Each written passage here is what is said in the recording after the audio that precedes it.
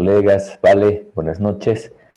Eh, Bienvenidos nuevamente a esta tutoría. Es la primera tutoría de la segunda unidad, es discurso de odio.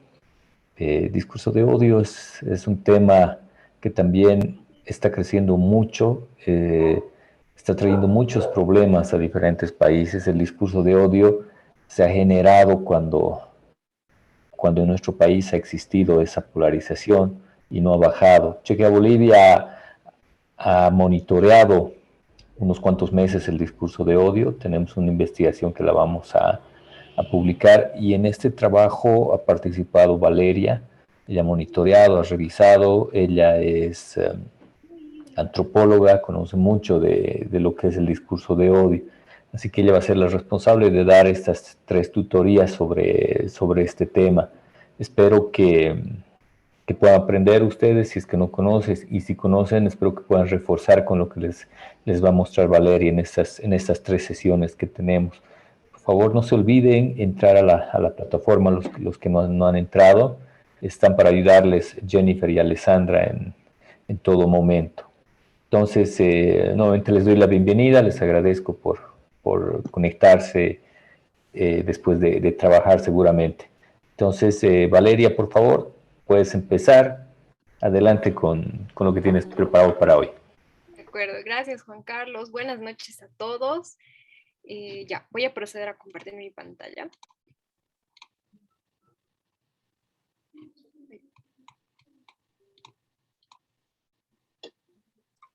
De acuerdo. Bueno, esta unidad se trata sobre el discurso de odio y conversación democrática en redes sociales. Hemos dividido esta unidad en 3 sesiones. En las 2 primeras vamos a hablar del problema que tenemos que tratar, que es el discurso de odio. Y en la segunda vamos a hablar de la solución, que es la conversación democrática. Cada una de estas, digamos, subunidades que tiene el tema de discurso de odio tiene los siguientes temas. El día de hoy, como unidad introductoria, vamos a hablar sobre algunas nociones teóricas del discurso de odio.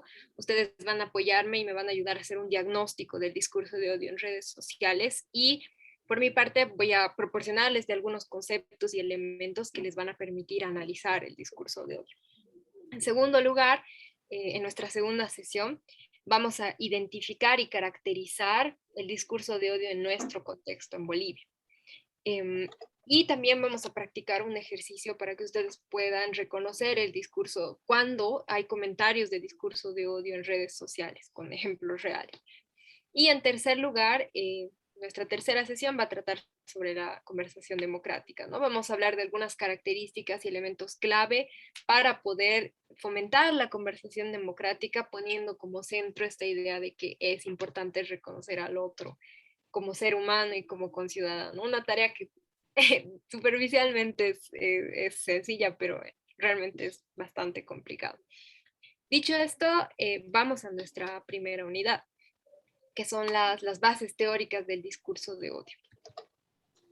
Pero antes de comenzar, como les dije, vamos a hacer un diagnóstico de la conversación política digital. Y para eso me gustaría hacerles una pregunta, ¿no? Ustedes, me imagino que todos tenemos Facebook, todos tenemos alguna red social. Cuando ven una noticia política, ¿qué predomina en la conversación política en redes sociales? Aquí le llamamos como patologías comunicacionales. Es decir, cuando se debate sobre un tema político, ¿qué es lo que hay? ¿Qué es lo que ustedes han notado? Me gustaría que podamos escribir una lista para partir de estos conocimientos y luego ingresar a la parte conceptual.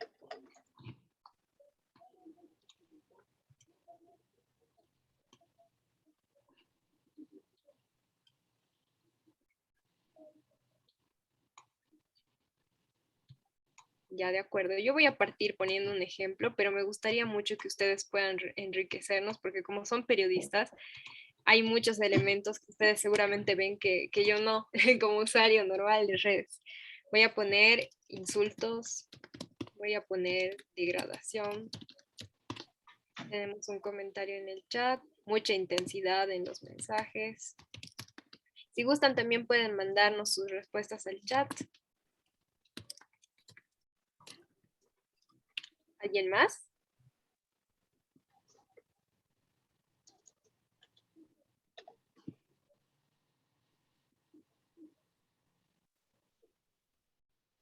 De acuerdo, yo voy a poner más algunos elementos más. Ah, burlas. Tenemos burlas de Silvana.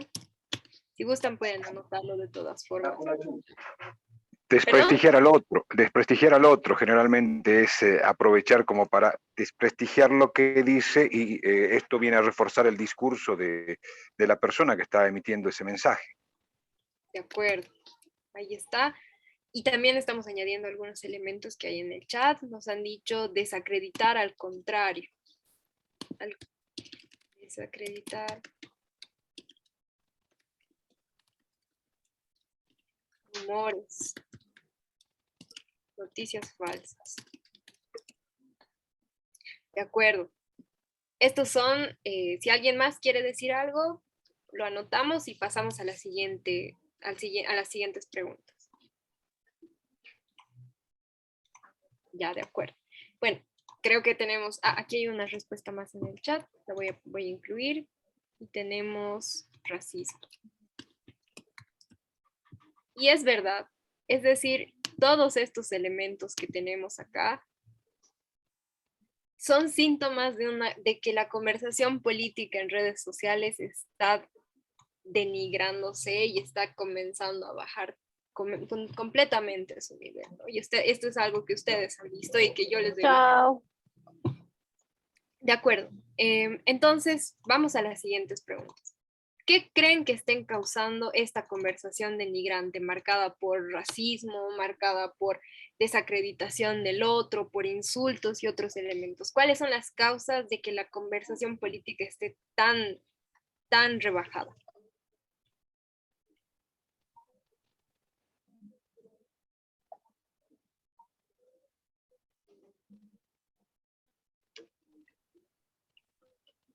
Aquí tenemos una respuesta en el chat. Vamos a poner, es un país polarizado. La polarización es una causa que están señalando varias personas. ¿Algún elemento más? El mensaje de los políticos, el discurso político, la baja tolerancia, el discurso político y autoridades violentas, le voy a poner, y autoridades que promueven la falta de información, el mensaje de los políticos, ya lo hemos incluido acá. Yo me atrevo a decir que también hay la desinformación, la manipulación, están señalando aquí, manipulación, ideología. De acuerdo. Todos estos elementos estarían degradando el debate. Pero aquí yo les hago la siguiente pregunta que tenemos que ver son las consecuencias. Y bueno, después de que hay un diálogo sin respeto, cargado de un montón de preconcepciones e insultos y racismo, entonces, claro, y teniendo como causas la polarización, autoridades que de hecho promueven la violencia, ¿cuáles serían las consecuencias de este tipo de conversación política? Según lo que ustedes han podido ver.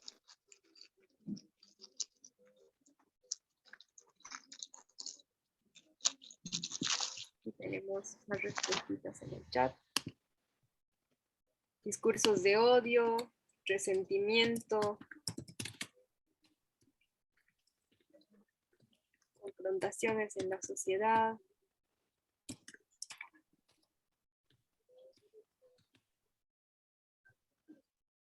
¿Algún elemento más? División. Voy a poner juntos, división y desunión. Violencia digital, eso también ha salido. Algo que, pucha, eso es bastante grave, ¿no? Cuando un grupo político te ubica como, este cuate es pitita, este cuate es masista, entonces te tumban la cuenta. Eso es algo que suele suceder bastante. grados de violencia alto, denuncias y una extrema polarización. Ya, voy a cerrar acá, hay un comentario más, lo voy a anotar. Milicias digitales, milicias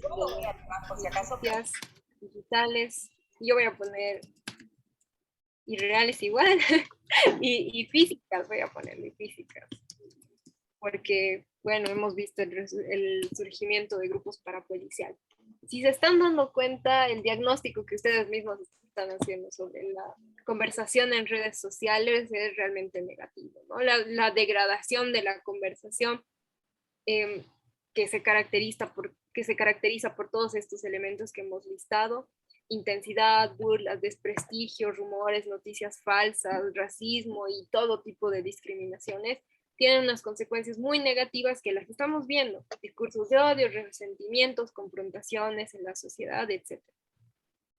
Con este ejercicio, mi propósito es que nosotros podamos comprender mucho mejor los conceptos que les he traído el día de hoy. Entonces, vamos a partir con la definición del discurso de odio. Para ello, hemos decidido fragmentar el discurso de odio en los dos conceptos que la componen. Primero tenemos al discurso, ¿no? Y existen dos posiciones alrededor de lo que es el discurso. Primero, el discurso puede ser una declaración separada de la acción social. Yo les pongo el ejemplo de que algunas personas pueden decir, pero este político es solamente ambientalista en su discurso, porque en la vida real está quemando los bosques, ¿no? El discurso no significa nada, ¿no? Porque la acción social está separada de él. Pero por otro lado, hay otras posiciones teóricas que nos dicen que, por el contrario, el discurso es todo y es la expresión total de las prácticas y realidades sociales. En ese sentido, yo les pongo el ejemplo de que, bueno, del chiste racista, ¿no? Entonces, cuando alguien hace un chiste racista, puede venir una persona y decir, pero si tú haces un chiste racista, quiere decir que en el fondo estás educado en una estructura racista y eres racista, ¿no? Entonces, nosotros no creemos que exista, que el discurso se encuentre exactamente en estas dos posiciones, ¿no? Nosotros apostamos porque el discurso, de hecho, tiene importantes efectos en la sociedad, como ustedes han señalado. Si un político dice, esos pititas son unos asesinos, la gente le va a creer y puede fomentar más la violencia, ¿no? Pero tampoco creemos que el discurso sea una expresión total de todo lo que sucede en la realidad, ¿no? Se trata de un lugar intermedio. Y por otro lado, tenemos la noción de odio. Definir odio es un poco complicado porque se trata de una emoción ambigua y muchas veces de orden personal. Alguien puede odiar las matemáticas, puede odiar el colegio, puede odiar a su maestro, pero cuando el odio se convierte en un fenómeno social y comunicacional, cuando el odio se colectiviza y se convierte en un discurso público. Es decir, cuando el odio se hace, lo comparten muchas personas y lo dirigen a un grupo social. Por esa razón, nuestra definición de discurso de odio es la siguiente. Definimos el discurso de odio como aquel discurso colectivo que enmarca a un grupo social como inferior o enemigo y que genera de forma gradual conversación denigrante y falaz, estereotipación, vulneración de derechos y violencia. Los elementos que hay que resaltar de esta definición son los siguientes. Primero, el discurso colectivo. Una gran cantidad de personas que enmarca a un grupo social como inferior. Una gran cantidad de personas habla mal de un grupo social, no solo de un individuo, ¿no? Y que tiene grados. Esto es la parte importante, que el discurso de odio puede ir escalando hasta llegar a desembocar en cosas graves como la vulneración de los derechos y violencia. Y bueno, en el camino también denigrar y estereotipar al otro que es mi enemigo, entre comillas, ¿no? Bien, habíamos dicho que el discurso de odio tiene fases. Debido a que es un proceso social, los procesos sociales tienen fases y nosotros les hemos dividido en 3 fases. Un inicio, un desarrollo y no una conclusión, sino los efectos de lo que puede suceder. Entonces, en la fase inicial del discurso de odio, encontramos la subvaloración del otro. el no reconocimiento. El otro directamente no existe, ¿no? Ellos no deberían tomarse en cuenta su palabra, por ejemplo. Inferiorización, donde decimos que el otro es inferior. Y es interesante esto porque cuando inferiorizamos a alguien, inmediatamente nos volvemos nosotros superiores, ¿no? Ah, esos son unas ratas, que son las bestias humanas, ¿no? Les degradamos de su condición de iguales y al mismo tiempo nosotros nos elevamos, ¿no?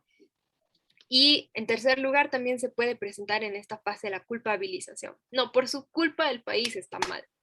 Por culpa de ellos, de los que no saben votar y elegir, y siempre votan por los mismos, estamos así, arruinados, ¿no? En la segunda fase del desarrollo, encontramos la colectivización de este discurso. ¿Cómo es ¿Y eso? cómo? Porque ¿Hola? en la, ¿Hola? ¿Fabiola? Ya voy a seguir. Si tienen alguna pregunta, pueden levantar la manito para no interrumpir el flujo de la exposición. Gracias. Ya. Entonces, en esta segunda fase de desarrollo nos encontramos con la colectivización del odio. ¿Y de qué forma se nos presenta? Como una hostilidad. No sé si ustedes, y seguramente han podido leer que, por ejemplo, cuando Los Tiempos reporta que ha habido un incidente en la zona sur, en los comentarios dicen, ay, no quiero ir nunca a la zona sur, mejor que se separen del municipio, no sé qué. Esa es una hostilidad colectiva, ¿no? No me acerco a ellos, mejor que vivan lejos de mí. Esencialización, cuando agarramos un grupo social y comenzamos a atribuirle características negativas y solamente ese grupo social solamente se caracteriza por eso. Y el otro elemento que caracteriza la fase del desarrollo del discurso de odio es la justificación de la violencia. Digamos, yo he podido observar, digamos, en algunos incluso sociólogos que tienden más hacia la izquierda, que en algún momento dicen, no, las clases altas, en las clases altas es justo que que los campesinos los agredan. En algunos momentos he visto ese tipo de lógica, ¿no? O también vemos otro tipo de ejemplos, ¿no? Ah, estos masistas nos están agrediendo, entonces lo justo es que nosotros también les tengamos que agredir, ¿no? ¿Y cuáles pueden ser los efectos del discurso de odio? Primero, el cierre de la conversación. Y esto es algo que lo estamos viendo bastante en nuestro Parlamento. Las últimas noticias nos han hecho ver la vergüenza que es nuestro Parlamento en cuanto al debate. Disculpe. Han debido observar, ¿no? Que en la presentación de los informes presidenciales nunca hay acuerdo, se agarran a puñetes en el Parlamento. Y este es un problema porque se están degradando las instituciones democráticas donde debería debatirse la diferencia. Pero directamente se cierra la conversación y empiezan los puñetes, ¿no? Creo que lo que está viviendo nuestro Parlamento es efecto de esto.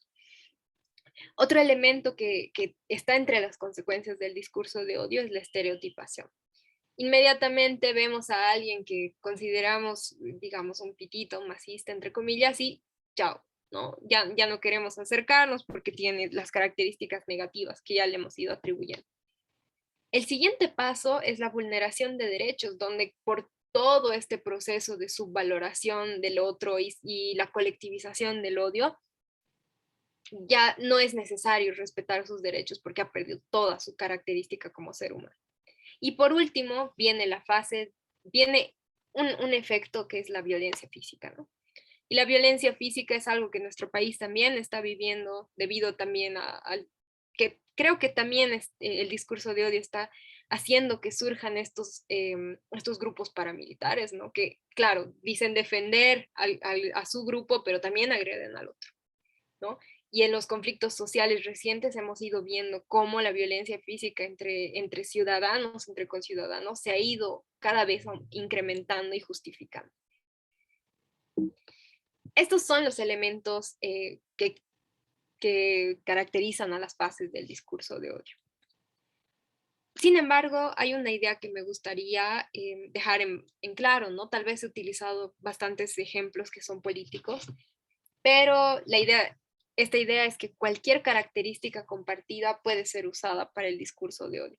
Y puede ser una cuestión de etnicidad, de sexualidad, de género, pero también el discurso de odio puede agarrarse incluso de tus preferencias estéticas o tu estilo de vida. No sé si ustedes han vivido esa época de los 2000 en la que surgió esta tribu urbana de los emos, ¿no? Lo que pasó es que en muchos países, y se ha organizado esto a nivel mundial en 2006, si no me equivoco, se han organizado para ir a atacar a los grupos de emos en las plazas públicas. Producto de eso, y por el discurso de odio que había hacia este grupo social en redes sociales, bueno, no había en redes sociales, pero sí habían blogs y otras cosas. Producto de esto, en México han muerto jóvenes emos en hordas, digamos, que iban a atacarlos, ¿no? Y esto también hemos visto en Bolivia, este fenómeno de ataque a los emos también ha habido en Bolivia por el año 2005. Entonces, la idea importante es que cualquier característica puede ser objeto de discurso de odio y se puede convertir en un elemento que estigmatiza, digamos, a grupos sociales. Ahora bien, ya hemos hablado del discurso de odio, pero ahora es importante hablar del escenario donde este sucede, que es las redes sociales. A mí me gusta pensar en las redes sociales como burbujas, ¿de acuerdo? Porque y seguramente esto han visto con Alex, ¿no? Que existen algoritmos que hacen que las redes sociales te asocien con personas que tienen gustos similares a los tuyos o tengan opiniones similares a los tuyos.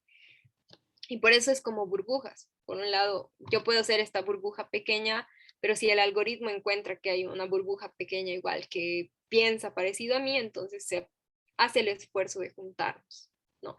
Y en la medida que se van juntando más y más personas, como en ese proceso de juntar burbujas, se van conformando grupos de interpretación o comunidades en red, ¿no? Pero, claro, estas comunidades tienen opiniones similares sobre ciertos temas. Pero, ¿cuándo es la pregunta, no? ¿Cuándo un grupo, una comunidad en Internet está sosteniendo un discurso de odio? Nosotros creemos que para que un mensaje se considere discurso de odio, tiene que ser una interpretación hegemónica negativa sobre algún grupo social. En ese sentido, tiene que haber un montón de personas que conformen ese grupo en red, y que por ende compartan esa opinión negativa sobre un grupo social, pero al mismo tiempo, y otro indicador que nos puede ayudar a identificar si estamos enfrente de un discurso de odio, es que los líderes de opinión también mantienen ese discurso, ¿no? Silvia, por favor, tu micrófono lo podrías apagar. Gracias. De acuerdo. Dicho esto, me gustaría compartirles un video sobre la polarización política en Estados Unidos. Creo que es bien importante analizar el caso estadounidense debido a que en la siguiente sesión vamos a ingresar a las características particulares del discurso de odio en Bolivia, pero Estados Unidos, y seguramente ustedes han visto incluso la toma del Capitolio, Estados Unidos está siguiendo un camino bastante similar al que nosotros estamos, en el que nosotros estamos, ¿no? Entonces es bueno hacer comparaciones, paralelismos y diferencias con el caso estadounidense para que nosotros podamos comprender mejor cómo está nuestro país y qué cosas podemos hacer para cambiar esta polarización. Entonces yo le voy a dar al video, es un poquito largo, dura 20 minutos, pero por favor presten atención, creo que se aprende bastante de esto, es un muy buen video. Entonces lo voy a dejar y voy a desactivar mi cámara para que puedan concentrarse.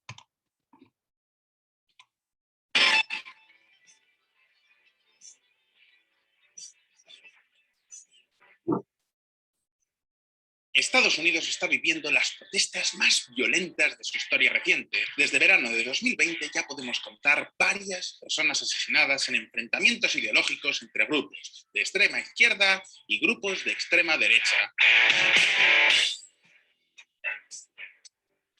En ciudades como Portland o Seattle hay grupos paramilitares tomando las calles. Algunos, como los Boogaloo Boys, pertenecen a la alt-right, es decir, que entre otras cosas son partidarios del presidente Trump, pero otros, como los Antifa, están en el otro extremo del espectro ideológico, pero usan los mismos sistemas.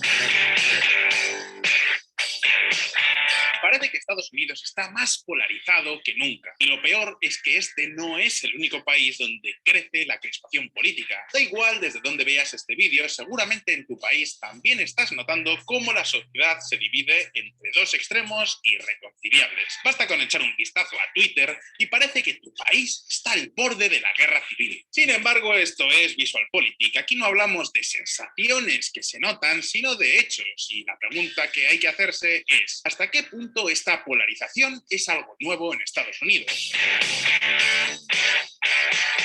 Pensadlo bien. En todas las democracias hay una izquierda y una derecha que normalmente no se llevan bien. Es más, la política es un debate continuo entre distintas posturas. ¿De verdad podemos decir que Estados Unidos está más polarizado hoy que hace 30 años? La respuesta a esta pregunta es complicada porque es casi imposible medir las opiniones políticas. Sin embargo, muchos analistas tienen claro ya quién es el culpable de esta polarización. Y sí, lo habéis adivinado. Según muchos, la chispa que encendió estas y otras muchas protestas violentas en Estados Unidos es el actual presidente Donald Trump. Y lo cierto es que declaraciones como esta asustan.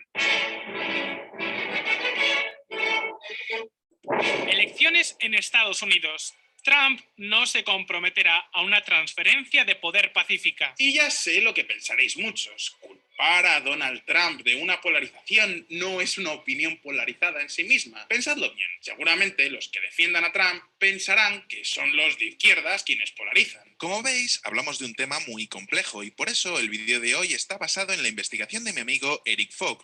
Eric Fogg es el coautor de Wedged, un libro donde se estudia a fondo el fenómeno de la polarización en Estados Unidos. Además, es un muy buen amigo de este canal. Si alguna vez habéis visto la versión inglesa de VisualPolitik, seguro que habréis oído su voz, porque es uno de los que lee las noticias. Y por supuesto, también podéis seguirle a través de su podcast Reconsider Media, que es muy recomendable y además os puede servir para practicar el inglés. Pero volvamos con nuestra historia. Sí, la sociedad estadounidense está más polarizada que nunca, pero no. Donald Trump no tiene la culpa. En realidad, hablamos de una tendencia que se remonta a los años 70. Así que la pregunta que hoy nos hacemos es, primero, ¿qué entendemos por polarización? Segundo, ¿de dónde viene? Y tercero, ¿de verdad es un problema o es algo normal en cualquier democracia? Hoy vamos a responder a estas preguntas, pero antes vamos a ver un poco de historia. La gran brecha ideológica. Antes de seguir, os voy a hacer una pregunta. ¿Dónde os gustaría vivir? ¿Cuál sería la casa de vuestros sueños? ¿Preferís una casa muy grande en un barrio tranquilo o preferís vivir en un apartamento en el centro de la ciudad? Si vuestra prioridad es el tamaño de la casa, es muy probable que seáis más o menos de derechas. Si vuestra prioridad es que vuestra casa esté en una zona muy transitada, es muy probable que más bien seáis de izquierdas. Al menos esto es lo que recoge un estudio del Pew Research. El 65% de los votantes republicanos en Estados Unidos prefiere casas grandes en zonas poco pobladas, mientras que el 61% de los demócratas prefiere zonas urbanas, aunque eso implique vivir en sitios más pequeños. Os he puesto este ejemplo para mostraros que la ideología no es algo malo en sí mismo. Es más, ser de izquierdas o de derechas no afecta únicamente al partido al que votamos, sino también a nuestros gustos o incluso a la casa de nuestros sueños. Otro matiz muy importante que tenemos que hacer aquí es que la polarización no es lo mismo que el radicalismo. Es decir, el hecho de que Estados Unidos esté más polarizado no significa que los partidos hayan extremado sus posturas. De hecho, en muchos aspectos ha ocurrido justo lo contrario. Por ejemplo, en el año 1994, solo el 30% de los republicanos aceptaba a los homosexuales. En 2014, este porcentaje había subido hasta el 54%. Incluso en temas como la inmigración, que podrían parecer muy controvertidos, izquierda y derecha están más de acuerdo que nunca. El 61% de los votantes jóvenes del Partido Republicano está a favor de los inmigrantes. Y os preguntaréis, entonces, ¿qué significa exactamente que Estados Unidos esté más polarizado? Pues bien, la polarización no viene porque los votantes sean más radicales, sino porque son más consistentes.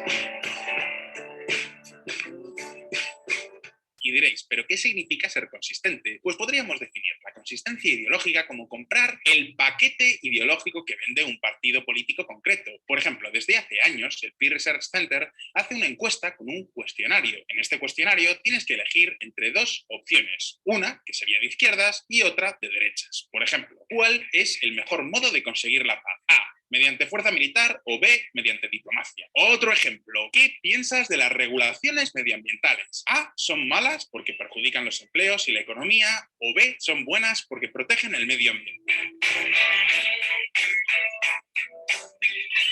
Creo que no hace falta que os diga cuál es la opción de izquierdas y cuál es la opción de derechas en cada una de estas preguntas. Pues bien, si alguien respondiera opciones de izquierdas en todas las preguntas, se le consideraría consistentemente de izquierdas. Es decir, una persona que ha comprado el paquete ideológico al completo. Y lo mismo con alguien que contestara todas las preguntas de derechas. Lógicamente, hay muy poca gente que piense así. En la mayor parte de los casos, todos tenemos opiniones de izquierdas y opiniones de derechas. Pero a partir de aquí, podemos hacer una media. ¿Cómo de consistentes son los conservadores o los liberales? Y con esta media podemos hacer este gráfico. Atentos.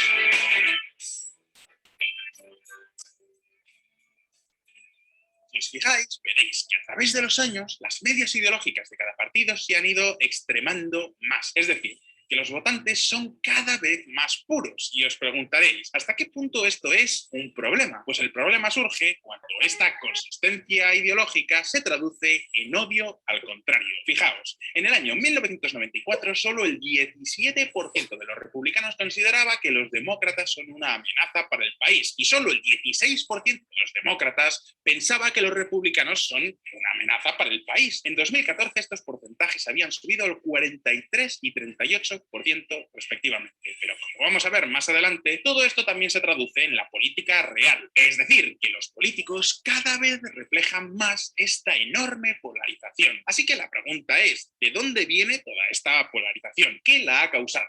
Pues ahora mismo lo vamos a ver. Las cámaras de eco. Nuestra historia se remonta a finales de los años 60, a la época de Nixon, los hippies y la guerra de Vietnam. Probablemente penséis que fueron unos años muy turbulentos en la historia de Estados Unidos, pero nada más lejos de la realidad. Por aquellos años, casi todos los estadounidenses se informaban a través de medios de comunicación muy parecidos. Para que os hagáis una idea, el 95% de la audiencia de los informativos de televisión se repartía entre tres cadenas, ABC, NBC y CBS. Hablamos de medios que tradicionalmente han sido muy balanceados, medios que buscaban ser imparciales y donde daban voz a representantes de las principales ideologías. Sin embargo, todo cambió en el año 1980. Good evening, I'm David Walker. And I'm Lois Hart. Now here's the news. ¿Y qué ocurrió en 1980? Exacto, fue el año en el que nació la CNN, la primera televisión por cable que ofrecía noticias 24 horas. El formato fue un éxito sin precedentes y durante los años 80 y 90 surgieron montones de televisiones por cable. Años más tarde, en 1996, surgieron otras dos grandes cadenas de noticias que seguro que todos conocéis. Por un lado, la MSNBC, que es de izquierdas, y por el otro, la Fox News, de derechas. Los espectadores ya no tenían tres informativos para elegir, sino cientos, y la televisión por cable se convirtió en el medio de comunicación favorito de los Estados Unidos. Para que os hagáis una idea, en el año 2006, el 58,4% de los hogares estadounidenses ya tenía televisión por cable, y las televisiones tradicionales, ABC, NBC y CBS, perdían su cuota de pantalla año tras año.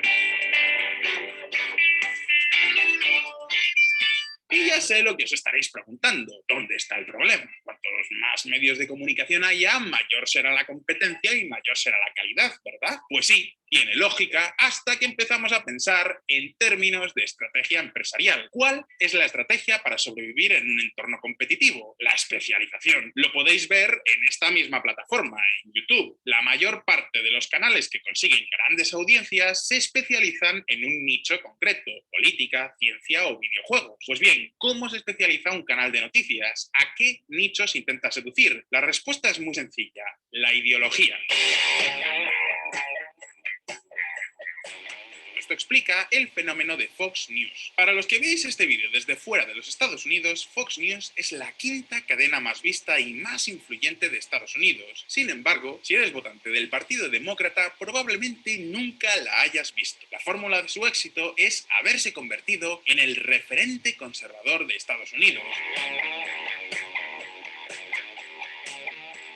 Para que os hagáis una idea, el 65% de los republicanos ven los informativos de Fox News y esto se traduce en millones de espectadores. Pero, como siempre ocurre, cuando una empresa consigue el éxito, el resto intentan imitarla. A día de hoy, el formato de noticias ideológicas se ha convertido en una fórmula de moda. Y no solo hablamos de la televisión, sino también de Internet.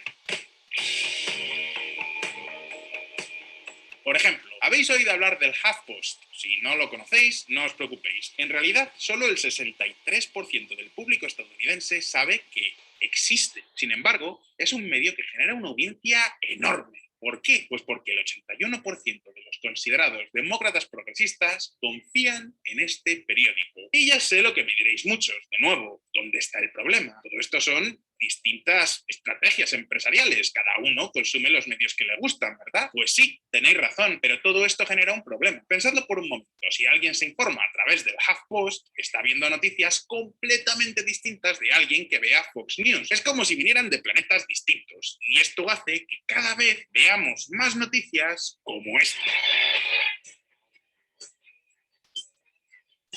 Mujer que perdió a su padre por COVID-19. Su única patología previa era confiar en Donald Trump. Por supuesto, esta noticia es una exageración. Dudo mucho que la mujer en cuestión realmente piense que confiar en Donald Trump haya hecho que su padre mágicamente haya tenido COVID-19. Pero pensadlo bien, esto es una noticia en la CNN. Sin embargo, ¿realmente pensáis que está pensada para informar? Pues claramente no. El objetivo de esta noticia es confirmar todos los sesgos en contra de Trump que tiene su audiencia. Pero vamos a quedarnos con esta noticia porque la mujer en cuestión se ha hecho viral durante esta campaña electoral. Por lo visto, tras la muerte de su padre, escribió un obituario que se hizo viral en Internet y días más tarde la llegaron a invitar a hablar a la Convención Nacional Demócrata, es decir, que en poco tiempo se ha convertido en todo un símbolo anti-Trump. Y esto no es ninguna casualidad. Pensadlo así, los medios ideológicos generan espacios compartidos únicamente por gente de la misma ideología. Este fenómeno, que lo llamamos el de las cámaras de eco, no genera más radicalismo necesariamente, pero sí una mayor consistencia ideológica. Es decir, que si solo lees noticias de una tendencia, tus posiciones políticas terminarán siendo puramente de izquierdas o puramente de derechas. Y todo esto abre una infinidad de posibilidades para los estrategas de campaña. As Governor Michael Dukakis vetoed mandatory sentences for drug dealers, he vetoed the death penalty. His revolving door prison policy gave weekend furloughs to first-degree murderers not eligible for parole. Veréis, uno de los mayores mitos en las campañas electorales es que los discursos tienen que apelar al público general. En realidad, la estrategia correcta consiste en buscar distintos nichos de votantes fieles. Según los estudios del Pew Research, los liberales consistentes o los conservadores consistentes son 2 veces más proclives a votar y a donar en campañas. Además, suelen ser personas mucho más influyentes en sus comunidades. Todo esto significa una oportunidad de oro para hacer campaña electoral. En política, la verdad es lo que tú percibes como verdad, no la verdad como tal. Arthur Finkelstein. Os presento a Arthur Finkelstein. Podríamos decir que este hombre, junto a Lee Atwater y Karl Rove, es el padre de la estrategia política moderna. Durante los años 80, estos 3 asesores redefinieron la estrategia del Partido Republicano. De repente, las campañas electorales dejaron de estar basadas en políticas concretas y pasaron a centrarse en la ideología y sobre todo en la identidad. Es decir, en lugar de defender un programa electoral con unas políticas concretas, las nuevas campañas electorales se centran en la identidad política. Uno es republicano porque compra un paquete ideológico concreto. Cuando vota, no está eligiendo una medida sobre otra, sino que está reivindicando su forma de ser. A partir de ahora, cualquiera que pertenezca al Partido Republicano se encontrará automáticamente en el mismo grupo que los opositores al aborto.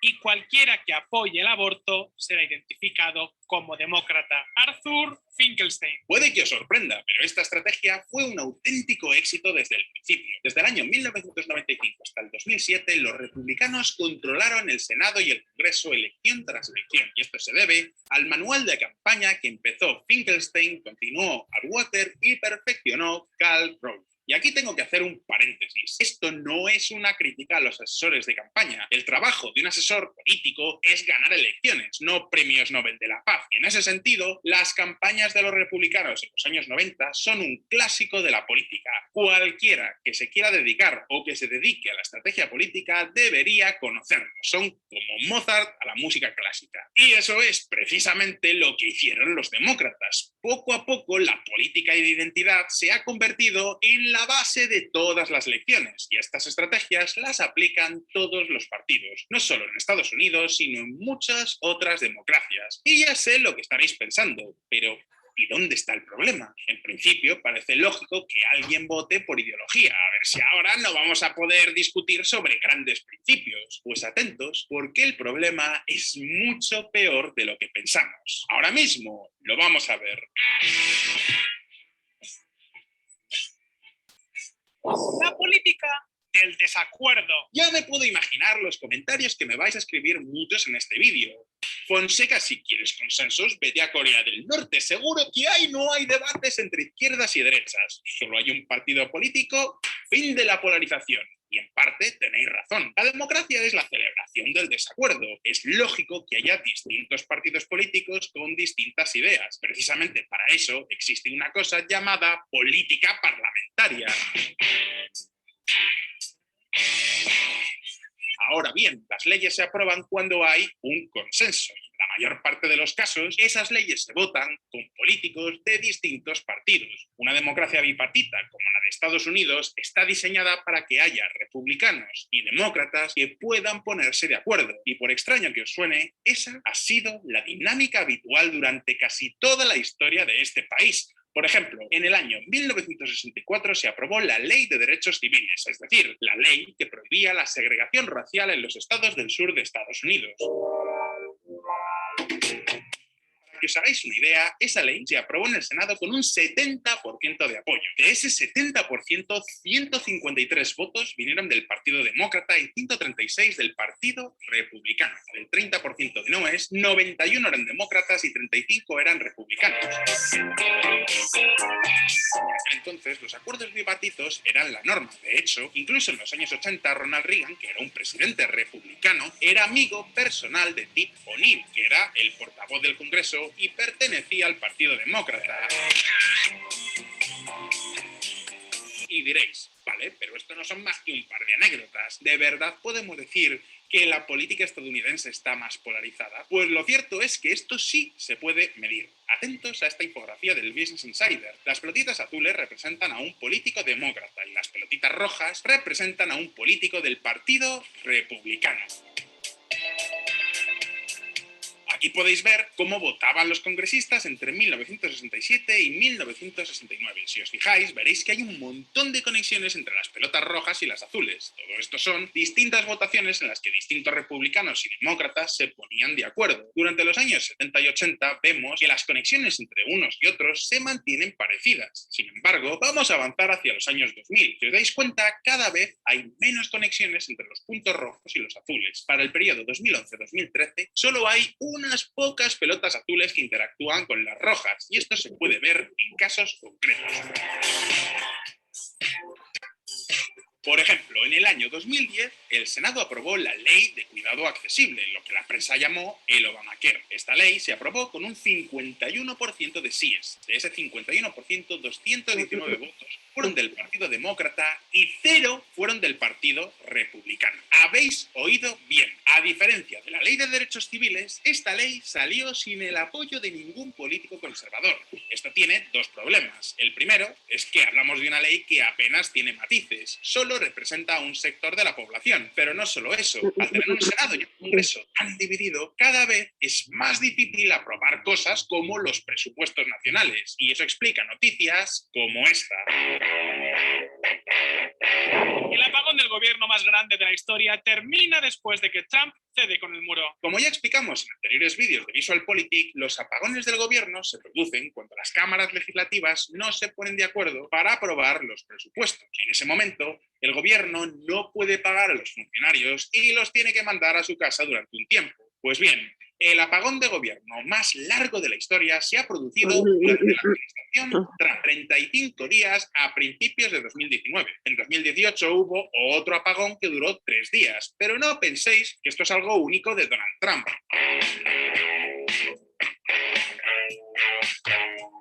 Durante la administración de Barack Obama, más concretamente en 2013, hubo otro apagón gubernamental que duró más de 16 días. Tendríamos que remontarnos hasta 1996 para encontrar un desastre semejante. En este caso hablamos de un apagón de 21 días durante la administración de Clinton. Es decir, que poco a poco se dibuja una tendencia. Cada vez hay más apagones de gobierno. Para que os hagáis una idea, el del año 2019 costó más de 5.000 millones de dólares a las arcas públicas. Pero de todas las consecuencias que tiene tener una política tan polarizada, el apagón gubernamental es la menos grave. En realidad, la peor consecuencia la encontramos en noticias como estas. Las protestas de George Floyd, un hombre asesinado en Detroit mientras las protestas se intensifican en todo Estados Unidos. Activista Antifa implicado en el asesinato de un partidario de Donald Trump en Oregón. El resurgir de la derecha paramilitar en Estados Unidos. Así que ahora la pregunta es para vosotros. ¿Creéis que vuestro país también se está polarizando cada vez más? ¿Qué podemos hacer los medios de comunicación en Internet para evitarlo? Podéis dejarme vuestra respuesta en los comentarios. Y si queréis... De acuerdo. Chicos, lo siento, ha sido un video de 20 minutos, pero creo, y por esta razón he decidido compartirles este video, porque es bastante completo y explora, digamos, desde una perspectiva bastante histórica el problema de la polarización en Estados Unidos. Sería bien interesante hacer esa medición. Una parte que me gusta mucho es la visualización en redes de cómo se van aprobando las leyes y van habiendo estos vínculos entre republicanos y demócratas, ¿no? Y se va comprobando que a lo largo de los años existe más polarización, de hecho, ¿no? Entonces, este video en realidad es para hacernos algunas preguntas que creo que nos van a poder guiar al entendimiento de lo que viene en la siguiente clase. Y ahora sí espero que se despierten un poco. Tenemos 3 preguntas y vamos con la primera. Claro, voy a mandar el link del video al grupo y si gustan, es un buen canal, pueden ir revisando elementos que les gusta. Tiene buenos videos. La primera pregunta, ¿qué similitudes o diferencias se encuentran en la polarización estadounidense y boliviana? A ver, tal vez podrían abrir sus micrófonos, porque creo que este es un tema que tal vez tome un poquito más de tiempo escribir. Yo me voy a animar a poner un elemento, que es el surgimiento de grupos paramilitares. Y otro elemento más que creo que es bien importante es la consideración del rival político como una amenaza para el país. ¿Alguien tiene algún elemento más que pueda rescatar de este video?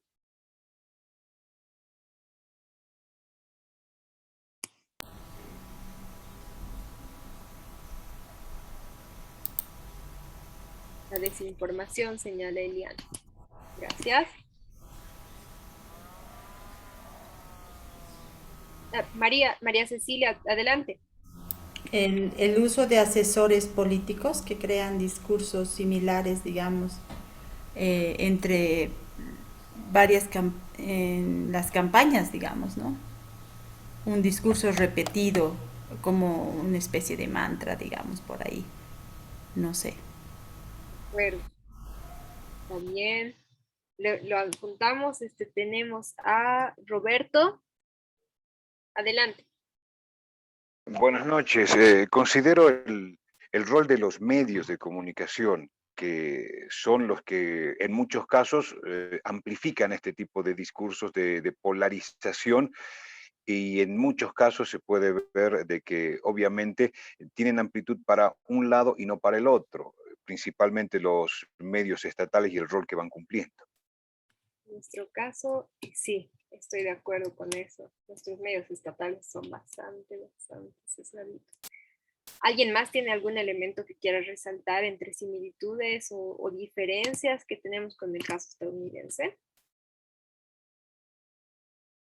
De acuerdo. Me gustaría pasar a la siguiente pregunta y luego vamos a reflexionar un poco sobre las respuestas que nos han dado. ¿Cómo definirían una cámara de eco? ¿Cuáles son los efectos que puede tener el hecho de informarte solamente de cosas que confirman lo que tú crees? Yo voy a animarme a poner alguna consecuencia de los efectos que puede tener, que es el desacuerdo. El desacuerdo en general, el desacuerdo en cuestiones públicas. ¿Alguien ha apuntado algo en el chat? Eso es informarse. Haciendo referencia al rol de medio. María Cecilia, por favor.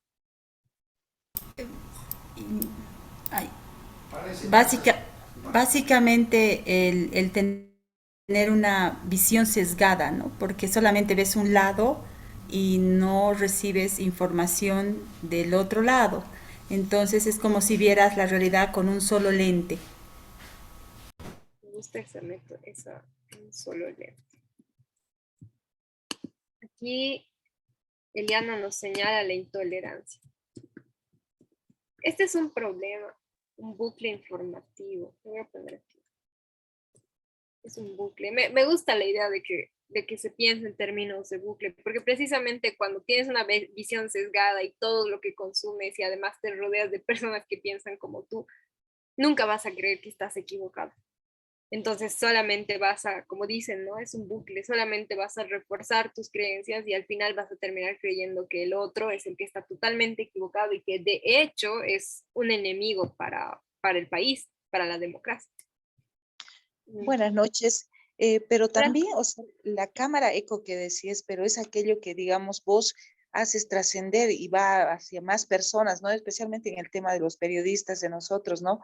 Aquello que nosotros podamos verter, omitir, cómo repercute en la audiencia, ¿no?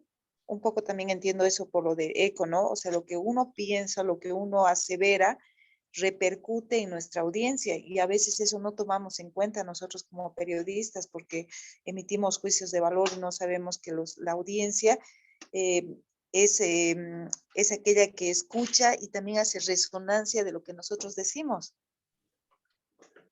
Estoy de acuerdo con Giovanna. De hecho, creo que creo que el video en parte es una, ¿cómo les digo? Es una llamada de atención para hacer mejor periodismo, ¿no? Porque precisamente si en los medios se refleja la polarización, lo que va a pasar es que los medios van a fortalecer peor esa polarización. Entonces me parece muy acertado lo que dice Giovanna respecto a que necesitamos reflexionar en este contexto del periodismo para ver si está difundiendo o está fortaleciendo el discurso de odio a través de las cosas de la forma en la que se está reportando la realidad día a día. ¿Alguien más tiene algo que añadir? De acuerdo. Y la última pregunta es la siguiente, para que luego pasemos a la parte de la recapitulación. ¿Qué elemento creen que ha llevado a los dos grupos a radicalizarse y optar por las armas en lugar de buscar el diálogo?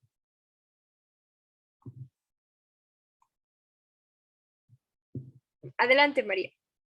Cecilia. Yo seguí bastante de cerca la campaña de la elección de Biden en el tema de la CNN y de Fox. Hacía siempre un monitoreo de las dos cadenas. Y realmente en un momento ellos se sintieron amenazados físicamente. O sea, creyeron que los iban a atacar y los iban a matar.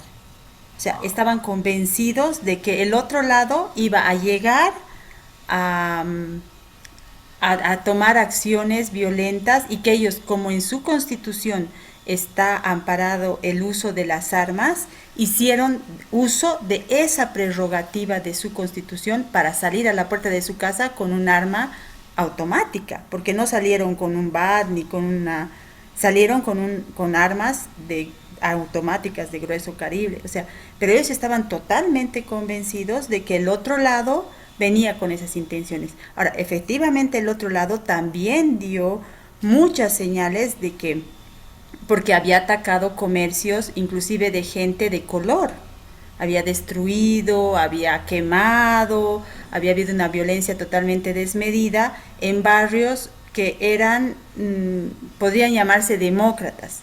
Entonces, en el razonamiento fue, si le hacen eso a su gente, ¿qué nos van a hacer a nosotros?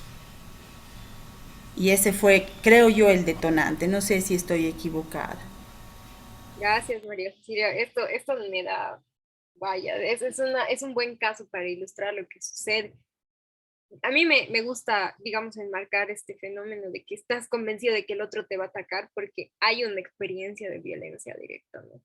Si alguien, no vamos a decir quién ha sido el que más violento o el que ha iniciado, pero si hay una experiencia de violencia directa, inmediatamente vas a creer que te puede volver a suceder, ¿no? Y es un mecanismo de defensa que tenemos. Entonces, en parte también tiene que ver con eso, ¿no? Claro, no es la solución más óptima tomar las armas cuando alguien esté atacado, ¿no? Pero sí tiene mucho que ver la experiencia con la violencia directa, que es esta idea de que estás convencido de que el otro te va a atacar porque ya lo ha hecho previamente, es sumamente grave y creo que en nuestro país de la misma forma, ¿no? Cuando han habido los conflictos de 2019, recuerdo que una amiga iba a hacer una etnografía en un barrio aquí en Cochabamba. Ella decía, nunca me he querido acercar a las señoras del norte, decía así, porque las consideraban personas de clase alta, jailonas, en sus palabras, ¿no? Y decía, pero de verdad, me dice, vale, estas señoras de verdad creían que les iban a atacar porque les habían atacado previamente, iban a los puntos de bloqueo a desbloquear con mucha violencia, ¿no? Algunas personas del MAS, ¿no? Con esto estoy poniendo un ejemplo, no estoy diciendo que el MAS, solo los marxistas son las personas violentas, ¿no? Pero efectivamente el hecho de que si te ha pasado un acto de violencia, esperas que vuelva a suceder. Y eso mucho tiene que ver con optar por la violencia para solucionar la violencia, ¿no?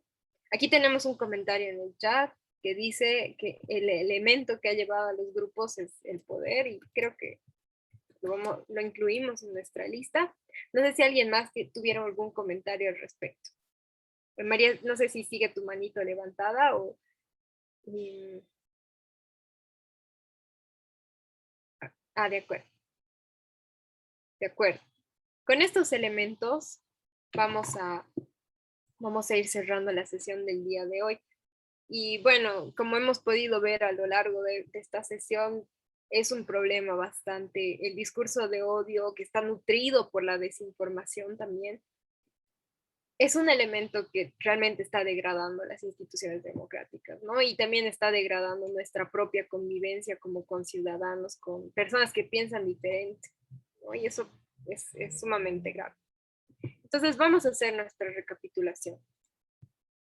En esta sesión se han visto 4 cosas. Primero, hemos visto la definición del discurso de odio, que en síntesis se trata de un proceso social donde se construye un discurso negativo hacia un grupo. Se lo estereotipa, se lo inferioriza, se violenta sus derechos y se promueve la agresión física en su peor forma, ¿no? Cuando que el discurso habíamos visto que es progresivo, que tiene fases y la peor forma es la violencia física. Y también habíamos visto que cualquier característica humana puede ser objeto de discurso de odio. Si una persona tiene más pelito en sus brazos, en el colegio le hacen bullying, ¿no? Pero puede suceder, ese tipo de elementos pueden suceder a escala más grande, como habíamos visto con el caso de los emos, ¿no? Segundo punto, habíamos visto que los discursos de odio se encuentran y se difunden en las redes sociales. Tercero, nos encontramos con un discurso de odio cuando se trata de una interpretación hegemónica de un grupo social. Es decir, se trata de un discurso negativo sobre un grupo que es sostenido por una gran cantidad de personas, pero también sostenido por algunos líderes políticos que de hecho promueven ese discurso. Y por último, hemos visto paralelismos y diferencias con el caso de Estados Unidos. Acá nos dicen que sería bueno que colguemos el material de lectura. Voy a hablar con Juan Carlos para realizarlo en nuestra plataforma. Entonces, con eso vamos a ir cerrando la sesión del día de hoy. Voy a dejar de compartir mi pantalla. Ay, disculpen. Ya. Con eso vamos a cerrar la sesión del día de hoy. Les agradezco mucho por su participación. Y mañana ya vamos a ingresar a... Les voy a mostrar los resultados de la investigación que hemos realizado sobre el discurso de odio en redes y espero que les ayude bastante a analizar y tratar de combatir estas narrativas de odio, ¿no? Entonces, muchas gracias a todos y que tengan una buena noche. Una consulta, ¿vamos a tener la clase mañana? ¿No era el jueves y viernes? Ay, disculpen, creo que ha sido mi error, no me he fijado muy bien mis horarios, pero los tengo acá. Un minutito. Ay, está tardando en cargar mi correo. De acuerdo a esto, nuestra siguiente tutoría. Ustedes son el grupo G2TP y G6DP, ¿lo ven? Martes, sí, es directamente el jueves. Lo siento, ha sido mi error. Gracias por la corrección. ¿Alguien más tuviera algún comentario que hacer?